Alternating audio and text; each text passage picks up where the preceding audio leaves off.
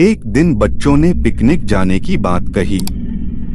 यह सुनते ही अंकिता की रूह कांप गई, क्योंकि उसे एक पुराना किस्सा याद आ गया। ये बात तब की है जब अंकिता 10वीं क्लास में पढ़ रही थी। एक दिन टीचर ने पिकनिक का प्लान बनाया था। अपने सभी दोस्तों के साथ अंकिता ने भी जाने के लिए हाँ कर दी। पिकनिक पर जाना था पावागढ़। पूरा स्कूल पिकनिक जा रहा था, इसलिए करीब 30 बस सभी बच्चों को ले जाने के लिए तैयार थी। अंकिता अपने दोस्तों के साथ सबसे पीछे वाली बस में बैठ गई। सभी हंसते मस्ती करते हुए बस से जा रहे थे। तभी कुछ दूर जंगल के पास पहुंचकर उसी बस से तेज आवाज आई। ये वक्त रात के करीब 1:30 बजे का था। ड्राइवर गाड़ी से बाहर निकला तो उसे पता चला कि टायर फट गया है। ड्राइवर ने सबसे कहा कि बस का टायर बदलने में करीब 2 घंटे लगेंगे, आप सब नीचे उतर जाइए, मैं इसे बदल देता हूँ। आप लोग पास के ढाबे में जा सकते हैं, वहाँ गर्म गर्म चाय पी लीजिए और मैं इस टायर को फटाफट बदलने की कोशिश करता हूँ। ड्राइवर की बात सुनकर सभी बस से उतर गए और पैदल चलते हुए पास के ढाबे में पहुँचे। वहाँ एक बूढ़ा व्यक्ति चाय बना रहा था। इतनी रात को ढाबा खुला हुआ और किसी इंसान को चाय बनाते देख सबको हैरानी हुई। उस बूढ़े इंसान ने कहा, आप सब चाय पी लीजिए, यहाँ अक्सर लोगों की गाड़ी खराब हो जाती है, इसलिए मैं भी अपना ढाबा हरदम खुला रखता हूँ, आप जैसे राहगीरों को कुछ मदद हो जाती है।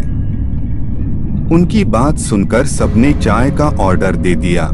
उन्होंने कुछ ही देर में सबके लिए चाय बनाकर मेज पर रख दी। चाय पीते हुए अंकिता की आंखें एकदम ढाबे की छत की तरफ गई।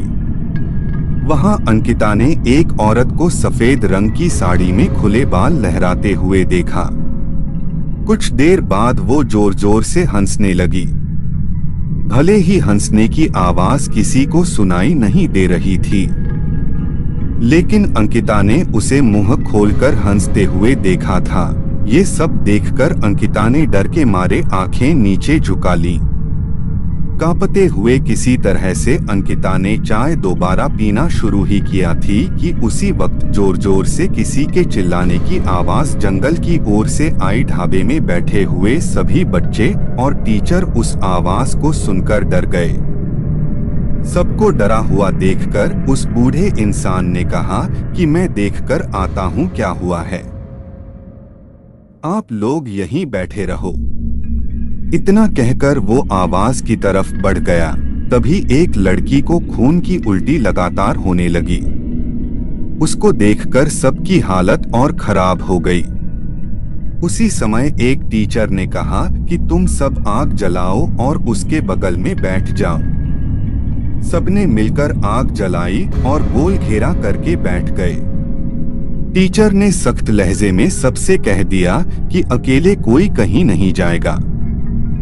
वैसे भी सब इतना डरे हुए थे कि अकेले कहीं जाने की हिम्मत हो नहीं रही थी। आग के पास बैठे बैठे 3 बज गए। तब कहीं जाकर वो बूढ़ा इंसान जंगल से लौटकर आया। उसने सबकी तरफ देखा और कहा कि उस चीख को सब भूल जाना, नहीं तो जीना मुश्किल हो जाएगा। इतना कहकर वो ढाबे के अंदर चला गया। तभी ड्राइवर भी टायर बदलकर बस लेकर ढाबे के पास पहुंचा। सभी लोग भगवान का नाम लेते हुए उस बस में बैठ गए। टीचर ने बस में बैठते ही सबको कहा कि कोई एक दूसरे से बात नहीं करेगा, सीधे सब सो जाओ। टीचर की बात मानकर सब चुपचाप बस में ही सो गए। उसके बाद पिकनिक स्पॉट पर पहुंचे और करीब 1 हफ्ते बाद घूमकर आ गए। पिकनिक में किसी ने दूसरे बस के बच्चों से उस रात के बारे में कुछ नहीं कहा, क्योंकि टीचर ने मना किया। लेकिन पिकनिक से लौटते ही सबने अपने दोस्तों और दूसरी क्लास वालों को इस भूतिया घटना के बारे में बताया। आज पिकनिक का नाम सुनते ही यही भूतिया ढाबे की कहानी अंकिता के मन में आ गई और बच्चों को पिकनिक भेजने से उसे डर लगने लगा।